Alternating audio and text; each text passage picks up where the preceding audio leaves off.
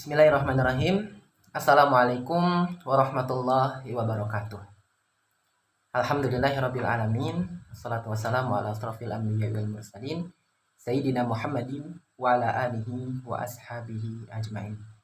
Perkenalkan, saya Muhammad Abdul Jabar, salah satu mahasiswa Institut Agama Islam Az-Zaitun Indonesia, program studi Hukum Tata Negara, yang sekarang saya sedang menjalani studi saya di semester 6. Sebelumnya, saya berasal dari kota Lubuk Linggau, bukan seorang alumni dari Ma'had Al-Zaitun, dan saya juga berada sangat jauh dari Al-Zaitun, yaitu saya berasal dari Sumatera Selatan. Kenapa saya memilih kuliah di Al-Zaitun? Karena Al-Zaitun ini menarik perhatian saya dari berbagai hal, terutama dari segi gagasan. Kemudian kenapa Al-Zaitun ini cukup kontroversial, itu yang menarik perhatian saya sehingga saya ingin mengkaji atau berkuliah di Al-Zaitun ini. Sebelumnya saya ingin membuat video ini dengan bertujuan untuk menjawab pertanyaan dari Kiai Haji Dr. Andes Martin Syarqawi selaku Ketua Dewan Pembina Majelis Pesantren Salafiyah, yang pada waktu kemarin 6 hari yang lalu dalam YouTube Banten Podcast yang berjudul Menilai Ponpes Al-Zaitun dari Banten. Sebelum saya melanjutkan penjelasan saya mengenai pertanyaan dari Kiai Haji Dr. Andes Martin Syarqawi, saya harap kepada masyarakat untuk menilai tanggapan ini terutama dengan cara-cara akademis. Jadi saya juga di sini menjelaskan ini dengan referensi yang insya Allah saya pahami, dan saya buat video ini juga supaya masyarakat bisa lebih terbuka, karena dalam dunia akademis setiap pendapat itu dihargai asalkan ada landasan berpikir atau dasar atau referensi. Baik, kita langsung saja ke pertanyaan Kiai Haji Dr. Andes Martin Syarqawi dalam YouTube Banten Podcast yang waktu itu sudah saya ikuti, yang pertanyaannya cukup esensial mengenai perkataan yang amat berhormat Syekh Panji Gumilang mengenai Al-Quran bukan kalam Allah, melainkan kalam Rasulullah yang kemudian dideklarasikan oleh Rasulullah berdasarkan wahyu dari Allah. Yang pertanyaannya itu adalah bahwa pernyataan tersebut mengandung ketidakjelasan, atau pada podcast itu dikatakan bahwa ini menyesatkan. Jika kita kaji, berarti jika Al-Quran itu bukan kalam Allah, melainkan wahyu dari Allah, nah ini kan ada perbedaan.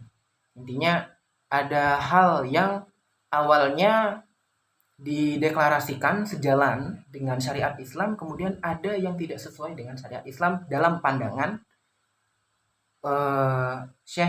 dalam pandangan Kiai Haji Dr. Andes Martin Syarqawi. Nah, berarti ada hal yang harus kita kupas. Yang pertama, yaitu dari pengertian wahyu dan pengertian kalam. Kenapa Syekh Panji Gumilang menyatakan bahwa ini bukan kalam Allah, melainkan wahyu Allah yang disampaikan kepada Rasulullah dan dideklarasikan oleh Rasulullah. Kita mulai dari wahyu dulu. Secara etimologi, wahyu itu berasal dari kata waha, yahi, wahyan, yang mempunyai makna isyarat atau isyarah, yang artinya itu tersembunyi atau cepat. Nah, dengan demikian, wahyu itu mencakup beberapa definisi, yaitu bisikan atau bujukan Allah. Ini saya ambil referensinya dari Kadar M. Yusuf, judul bukunya Studi Al-Quran 2014 di Jakarta. Atau bisa juga didefinisikan yaitu ilham, atau insting, atau isyarat yang cepat, atau menyampaikan perintah.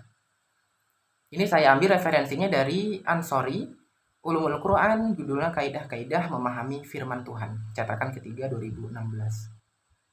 Jadi, jika kita ambil kesimpulan bahwa wahyu itu bukanlah perkataan Allah, melainkan isyarat atau insting yang disampaikan kepada manusia.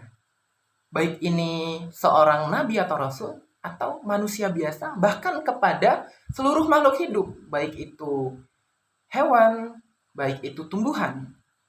Jadi bisa kita simpulkan bahwa wahyu itu adalah isyarat atau insting atau inspirasi yang datangnya dari Allah atau Tuhan yang Maha Esa. Nah, kemudian kita kaji dalam arti kalam.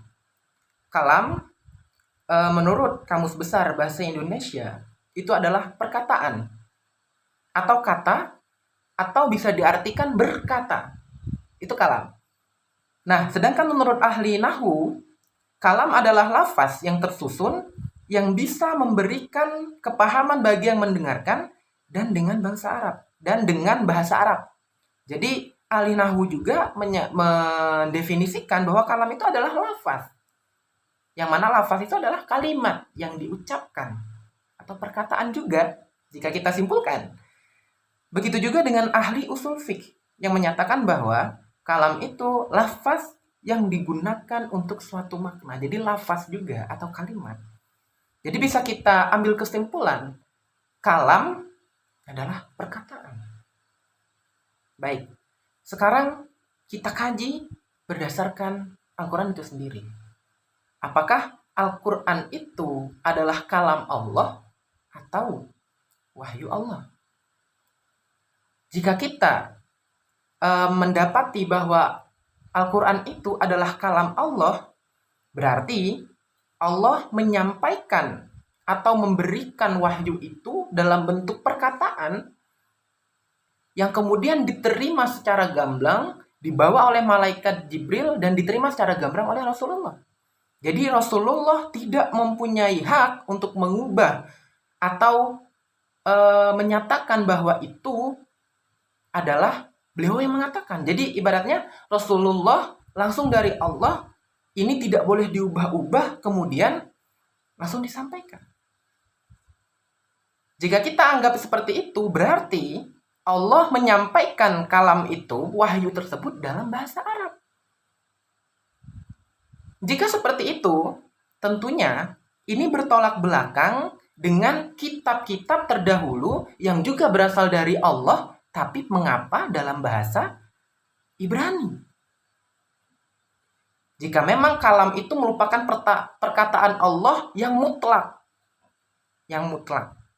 Jadi Allah sudah menyampaikan dalam bahasa Arab, diterima oleh Rasulullah dalam bahasa Arab, disampaikan kepada sahabat, dituliskan dalam pelepah kurma pada waktu itu atau batu dalam bahasa Arab. Jika seperti itu, tentunya bertentangan dengan kitab-kitab terdahulu, yang mana Nabi Musa dalam kitab Taurat dituliskan dalam bahasa Ibrani. Dalam Injil dituliskan dalam bahasa Ibrani. Dalam Zabur juga sedemikian. Jika kita pahami itu adalah perkataan, berarti Allah menyampaikan itu dalam bentuk bahasa Arab. Ini bertolak belakang dengan kitab-kitab terdahulu yang disampaikan dalam bahasa selain bahasa Arab. Ini pemahaman yang saya dapatkan.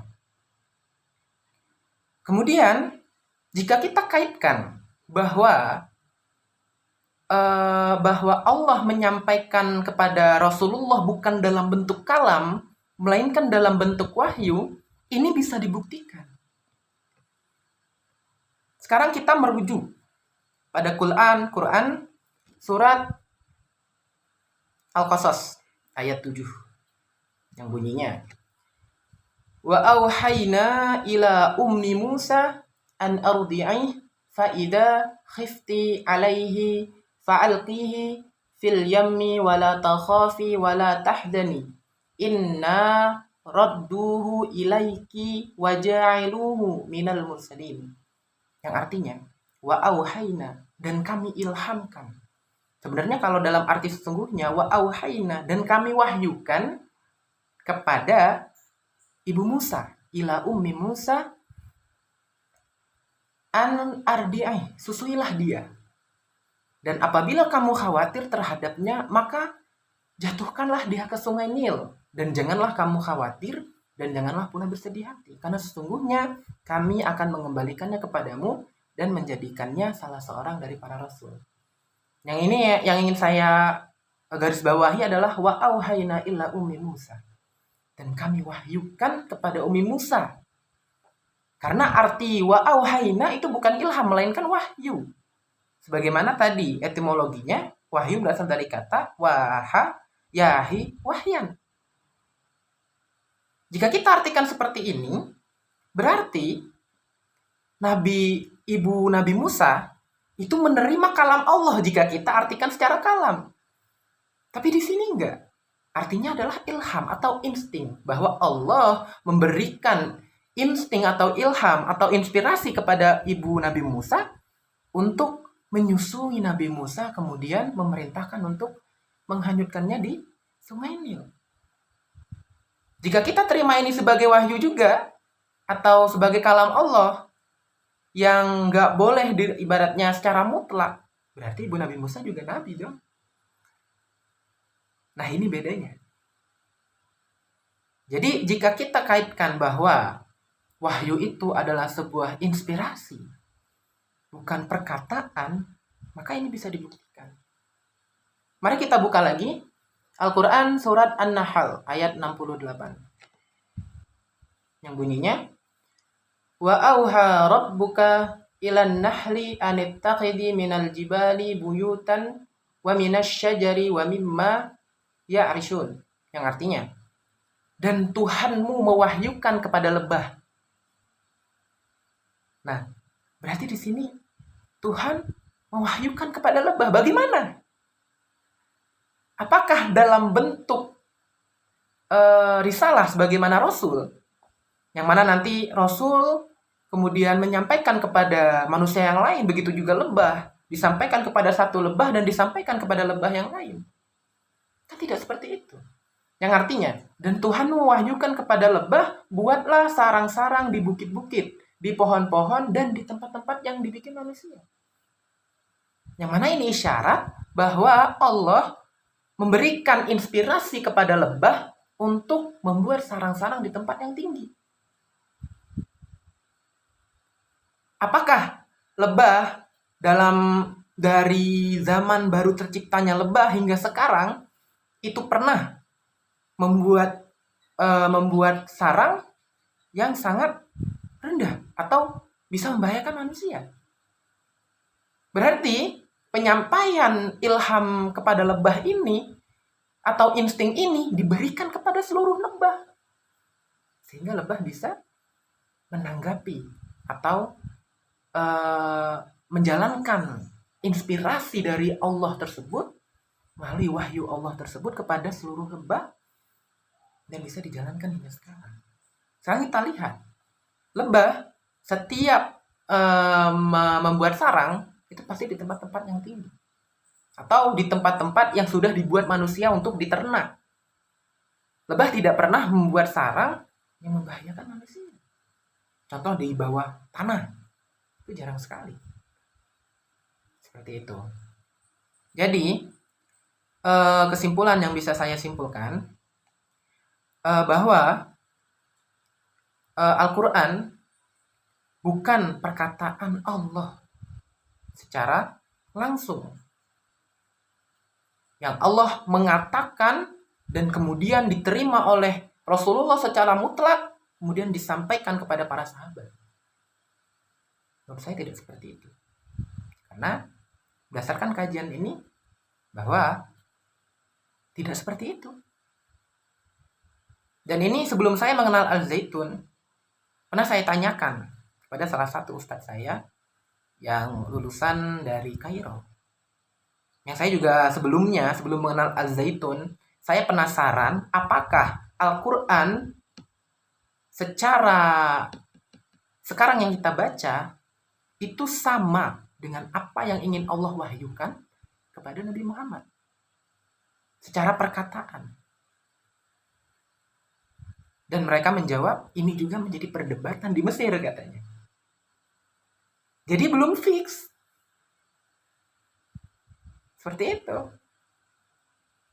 Nah, kemudian Syekh Panji Gumilang menyatakan bahwa Al-Quran itu bukan kalam Allah. Yang artinya Al-Quran bukan perkataan Allah secara mutlak, kemudian diterima oleh Rasulullah secara mutlak juga, dan disampaikan kepada para sahabat. Jika seperti itu berarti Allah berbahasa Arab. Karena outputnya itu adalah bahasa Arab. Apa yang kita terima sekarang berbahasa Arab. Berarti Allah berbahasa Arab. Nah, ini bertolak belakang dengan kitab-kitab terdahulu. Yang mana outputnya adalah bahasa Ibrani. Sesuai dengan bahasa yang digunakan oleh penerima. Yaitu Rasul. Jika dituliskan dalam kitab Taurat, penerimanya adalah Nabi Musa. Yang pada waktu itu menggunakan bahasa Ibrani. Dan diucapkanlah oleh Nabi Musa dan diterima oleh orang-orang Yahudi. Begitu juga dengan Rasulullah. Yang menyampaikan dalam bahasa yang dipahami oleh Rasulullah, kemudian diterima oleh para sahabat. Jadi ini jika dikatakan bahwa Al-Quran merupakan kalam, yang dalam artian nur alinalun lafaz, dalam KBBI perkataan, ini bertolak belakang. Sedangkan jika kita artikan bahwa Al-Quran itu bukan kalam Allah, melainkan wahyu Allah, yang dalam artian wahyu itu merupakan inspirasi dari Allah, kemudian diterima oleh Nabi Muhammad, kemudian ditranslitkan atau ibaratnya dimaknai oleh Nabi Muhammad, menjadi Al-Quran yang disampaikan kepada para sahabat. Nah, ini selaras. Karena kenapa? Dalam penerimaan wahyu, Nabi Muhammad menerima wahyu bagaikan sambaran petir. Bagaikan ditiup oleh angin yang kencang, menggigil badan Rasulullah. Bagaikan dentingan lonceng. Yang mana itu adalah inspirasi menurut jika kita pahami. Dan ini juga selaras kenapa Rasulullah sebelum diangkat menjadi Rasul dibersihkan hatinya. Agar apa? Agar sinyal atau dalam membahasakan tafsir dalam membahasakan inspirasi yang diberikan oleh Allah itu tidak ada gangguan atau kekeliruan. Sehingga Nabi Muhammad dikatakan sebagai maksum atau terhindar dari dosa. Ini selaras jika kita kajikan dalam pengertian ini dan dalam arti ini. Ini juga dikuatkan dalam Quran surat Al-Haqqah ayat 40. Yang artinya innahu laqaulu rasulin karim. Sesungguhnya, jika kita artikan satu persatu, innahu, sesungguhnya Al-Quran itu laqaulu, benar-benar perkataan, qaul, rasulin karim, Rasul yang mulia. Kemudian jika kita kaitkan dengan ayat berikutnya, yang mana bunyinya,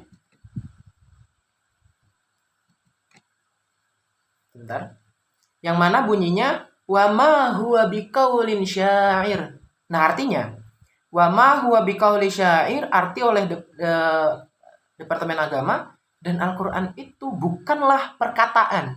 Jadi seorang penyair. Sedikit sekali kamu beriman kepadanya. Nah, kalimat wa ma huwa biqaulin ini diartikan, dan Al-Quran itu bukanlah perkataan. Yang mana sama-sama bunyinya qaul. Kenapa? Pada arti sebelumnya Innahu laqaulu rasulin karim, kaulnya dikatakan sebagai wahyu. Wahyu Allah yang diturunkan kepada Rasul, sedangkan kaul dalam ayat berikutnya diartikan sebagai perkataan. Sedangkan makna kaul adalah perkataan. Jadi innahu laqaulu rasulin karim, sesungguhnya Al-Quran itu benar-benar perkataan Rasul yang mulia. Itu dalam Quran surah Al-Haqqah. Jika kita kaitkan kepada ayat 41, wa ma huwa biqauli syair, dan itu bukanlah perkataan. Nah, qaul di sini diartikan perkataan. Apa bedanya qaul pada ayat 41 dengan qaul pada ayat 40? Apa perbedaannya? Jadi kita artikan itu secara perkataan. Jika ada perbedaan pendapat, ya itu wajar. Tapi di sini bahwa Al-Quran itu adalah perkataan Rasulullah Sallallahu Alaihi Wasallam berdasarkan wahyu dari Allah atau insting dari Allah yang diterjemahkan dalam bahasa Rasulullah disampaikan kepada para sahabat. Itulah kenapa sebelum diangkat menjadi Rasul, Rasulullah dibersihkan dulu hatinya agar dapat menerima sinyal atau inspirasi dari Allah ini dan membahasakannya tidak keliru atau mendapat gangguan dari setan atau terganggu oleh nafsu. Jadi terhindar dari nafsu Rasulullah itu. Tujuannya adalah supaya dalam menerima wahyu dari Allah tidak terjadi kekeliruan. Jadi ini yang saya pelajari selaku mahasiswa di Institut Agama Islam Az-Zaitun Indonesia selaku akademis. Silakan bagi yang ingin berkomentar atau ingin menyampaikan pendapatnya, silakan kita sampaikan secara akademis juga. Dan jangan kaitkan ini karena saya ini mempelajari ini dengan sendiri melalui pemahaman saya. Jujur, saya juga terkejut atau kaget dengan hal-hal yang sempat diproklamirkan oleh Syekh Panji Gumilang yang kemudian saya pelajari. Dan ternyata saya sangat kagum dengan pemikiran beliau. Sehingga saya tidak berkeberatan sekali jika menyebut atau memanggil beliau dengan sebutan yang amat berhormat, Grand Chancellor of Az-Zaitun, Profesor Dr. Abdul Salam Rashidi Panji Gumilang, Magister Pertanian. Karena setelah saya pelajari, pemikiran-pemikiran tersebut sangat real. Bisa dikontekstualisasikan. Al-Zaitun adalah wujud implementasi pemahaman Syekh Al-Zaitun terhadap Al-Quran. Bagi Anda yang ingin berkunjung, dipersilakan. Al-Zaitun tidak pernah tertutup. Itu hanyalah suatu omongan orang yang belum pernah membuktikan bahwa Al-Zaitun itu sangat kooperatif. Karena saya sendiri selaku mahasiswa keluar masuk saja di sana. Dan tidak ada masalah. Banyak tokoh-tokoh yang sudah masuk, kemudian dijelaskan oleh Syekh mengenai apa yang menjadi kontroversial. Dan diterima. Jika belum selesai itu, maka silakan tanyakan, kata Syekh. Tanyakan. Apapun itu, yang gak enak pun tanyakan. Jadi, saya sangat kagum dengan pemikiran Syekh Al-Zaitun. Dan salah satu yang saya kaji bertujuan untuk menjawab kegelisahan umat masyarakat Indonesia tentang pernyataan Syekh bahwa Al-Quran itu bukan kalam Allah, melainkan kalam Rasulullah yang dideklarasikan oleh Rasulullah dan melalui wahyu dari Allah. Jadi ada perbedaan antara wahyu dan kalam, sehingga Syekh memilih untuk tidak menggunakan kalam, tapi menggunakan wahyu. Karena kalam adalah perkataan, sedangkan wahyu wujudnya inspirasi. Silakan dipelajari lagi apa yang menjadi referensi saya. Perbedaan adalah hal yang wajar. Kita akademisi, pemikiran kita merdeka, ilmu kita juga merdeka. Saya mempelajari ini juga dengan pemikiran yang merdeka. Demikian dari saya. Hadza wallahu yar'ana wa yanfa'una walhamdulillahi rabbil alamin. Assalamualaikum warahmatullahi wabarakatuh.